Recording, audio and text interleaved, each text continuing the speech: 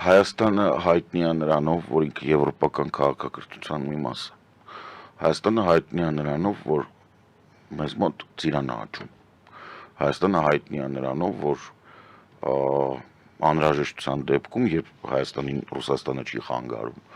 մենք կարողանում ենք հասնել մեր նպատակին։ Հայաստանը հայտնի է նաև նրանով, որ Հայաստանի ղեկավարող կուսակցության առաջնորդ Նիկոլ Փաշինյանը հիմնվելով մարմնավաճառուհիների սկզբունքով չի հասկանում, որ դիվանագիտությունը եւ պոռնկությունը դրանք անառակություն է, տարբեր բաներ։ Հասկանում եք։ Դա բալանս չի։ Նորից եմ բացատրում, բալանսը, եթե ինքը բալանս է ուզում, դա այն է, որ ինքը վերցնում է Հայաստանի տնտեսությունը։ Օրինակ, բանկային համակարգը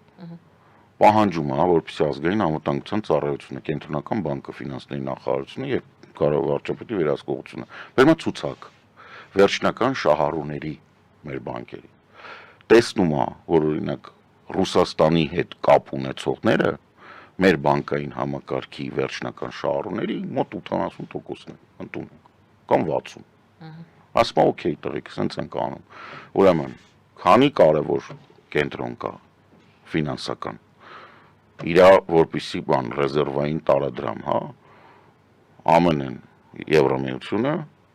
Ավստրալիան, Ճապոնիան, Նոր Զելանդիան, Կանադան։ Այս 5-ը ամենակարևորն ու Շվեյցարիան։ Ուրեմն սենց ենք անում 15% բաշխում ենք բոլորին, այսինքն բանկերի 15%-ը յուրաքանչյուր նշվածս արմատ պետք է ունենա մեր բանկային համակարգում գործող բանկերի 15%-ը։ Այս կլինի բալանսավորված։ Իրանք բոլորը կլինեն հայկական, բան։ Կարաք ստեղ իջացնեք տոկոսը, ավելացնեք օրինակ արաբական երկրներ, եթե ուզում եք, չնայած իրենց ֆինանսական համակարգը այլ կանոններով է գործում, ելնելով զուտ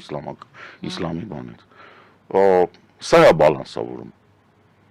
Բալանսավորումը, երբ որ դու նայում ես, տեսնում ես օրինակ Ռուսաստանը ունի գույք պարտքի դիմաց ստացած ինչ-որ բաներ, որոնք չեն աշխատում։ Դու որոշում ես կայացնում, որ այսուհետ եթե չի աշխատում, օրը 15 տրիլիոն դոլար փող ես տալի։ Այսինքն սննկացնում ես այդ ընկերությունները, որպեսզի վերցնես ազգայնականացնես, հանես աճուրդի վաճառես։ Բալանսավորումը դա է, որովհետև դու հիմա նստած ես ամեն ինչ տանում ես Ռուսաստանի տակ, տնտեսական բան ինչ-որ, քո մոտ Սպուտնիկ է գործում, քո մոտ ռուսերեն դասավանդելու վրա պետական բյուջեից կրթությանը դասատուներին հատկացվող գումարների 10-12%-ն է գնում։ Այն պարագայում, որ ռուսերենը քեզ մոտ ոչ պետական լեզու է, ոչ էլ ինքը բանա, տենց մի առանձնապես քո պաշտոնապես ինտեգրման լեզուն է։ Մենք ֆրանկոֆոնիայի անդամ ենք, միջազգային լեզուն անգլերենն է, քո մեր պետական լեզուն հայերենն է։ Այստեղ ռուսերենը որտեղ է, որ 12% պիտի փող ծախսվի այդ մարդկանց վրա։ Որտեղից է այդ բուսնում։ Սպուտնիկ բան, ասենք քո հեռուստատեսությունները նույնիսկ կաբելայինով կամ այդ ինտերնետ պրովայդերների միջոցով որ գալիս է, կոնտենտի 80%-ը ռուսերեն է։ Քո կինոթատրոններում ռուսերեն։ Ինչ կա որ դու բալանս, այդ որտեղ ես դու բալանսավորում։ Ինքը չի բալանսավորում, քանի որ ինքը չի հասկանում անառակության եւ բարոյականության տարբերությունը, ինքը տեղավորվում է։ Ողնաշար չունի։ Նիկոլ Փաշինյանը ինչ որ ասել է, սաղ սուտ է։ Աշխատակազմը իր հրապարակել է, այն ինչ որ ինքը թող է գնացել է, կամ մի հիմար է աշխատակազմը նստած հրապարակել։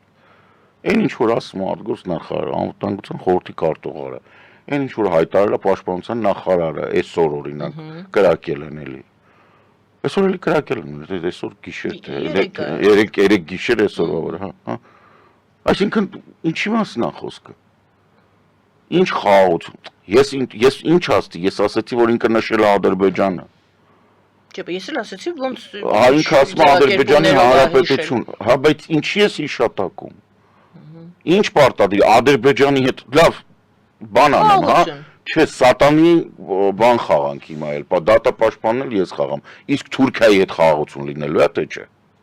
Պակիստանը, որ հարձակվեց, պատերազմ լինելու է, թե չէ։ Հնդկաստանի ռազմավարական գործընկեր ես։ Ինչ է նշանակում Ադրբեջանի հետ պատերազմ չի լինելու։ Այս մարդուն ինչ որ մեկը, որ լսում է, մտածում է, որ չի կարելի երկչափ մտածել։ Այս աշխարհը երկչափ չի։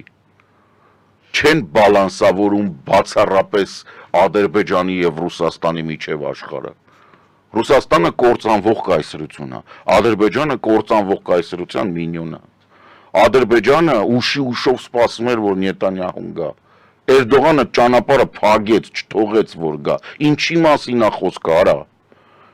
Ինչ Ադրբեջանի հետ խաղաղություն։ Քեզ թվում է խաղաղություն կամ պատերազմ Ադրբեջանն է որոշում։ Գնացել ես պոռնիկների որջը։ Բալալայկա, բան, մարդիկ այդտեղ քայլողները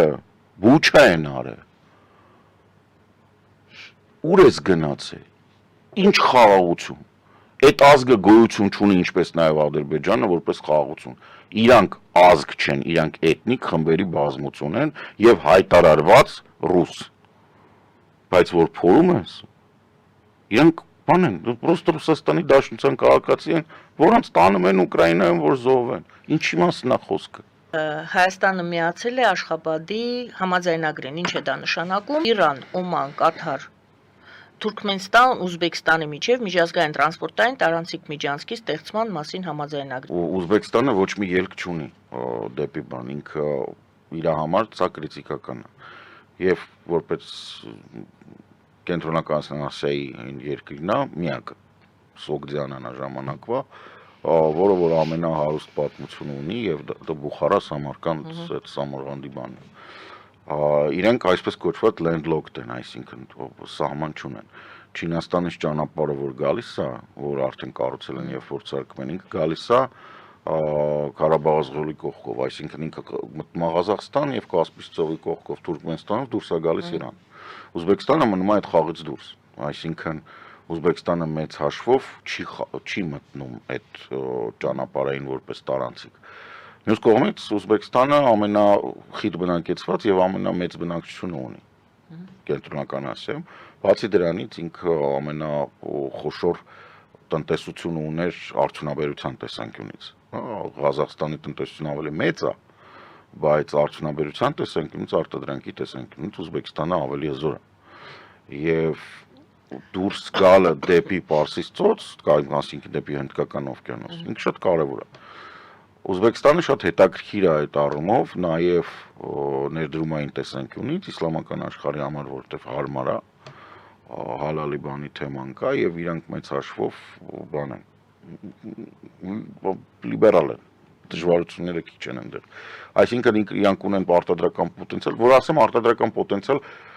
ճիշտ հասկանան մարդիկ, հա, ինքը ինքնաթիռ էր արտադրում։ Ուզբեկստանում արտադրվում էին ինքնաթիռներ։ Ուզբեկստանում ժամանակին մարդիկ կգրեն դեու տենց արտադրող կար, կորեական ավտոմեքենաներ էին արտադրում, դրանք ուզդեու էին, Ուզբեկստանում էին արտադրվում։ Հետևաբար որպես ներդրումային բան ինքը հարմար է, էժան աշխատուժ է իսլամական աշխարհի համար եւ Ղաթարի բանը դրանով է հետաքրքիր։ Օմանը դա բաներից մեկն է։ Իրականում մի բան էլ պետք է ասեմ, չգիտեմ, երևի մեր դիտողները շատ մարդիկ չգիտեն։ Այնինչ մենք գիտենք որպես Միացյալ Արաբական Էմիրություններ,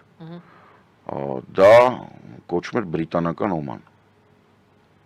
Այսինքն դա նույն Օմանն է, Օմանի շարունակությունն է, ինքը որտեվ Օմանի մասին sense ինչ-որ պատկերացումներ են, չգիտես ինչ, նորմալ երկիր է ինքը, հա, բան չի, բավականին հարուստ, շատ տենց բանով։ Եվ Օմանը հանդիսանում է միջնորդ, դարավոր։ Ինչի ժամանակ առ ժամանակ միջնորդ որպես հանդիսագալի Միացյալ Արաբական Էմիրությունները ժամանակ առ ժամանակ Օմանը բարդ խաղերում Օմանն է խաղում։ Տարածաշրջանում Օմանը միջնորդ է եւ հարգված է բոլորի կողմից։ Օմանը եւս հիմա գնալով բացվում է եւ ինքը ներդրումային բան է պետք, բացի դրանից Օմանը դուրս դեպի լավ պատուհան հարմար։ Այսինքն Կատար-Օման պարզա ինչ են, Իրանը դա ելքն է դեպի Պարսից ծոց Հնդկական օվկիանոս, նույն Չաբահարը, ինքը շատ կարևոր է։ Հայաստանին հրավիրել են, որովհետև Հայաստանը մեծ հաշվով ունի լավ հարաբերություններ այդ բոլոր երկրների հետ, այդտեղ սենց ասեմ, այդ այն երկրներն են, որոնք ադրբեջանցի չեն, էլի, այսինքն այդտեղ նախ Ադրբեջանը չի խաղում,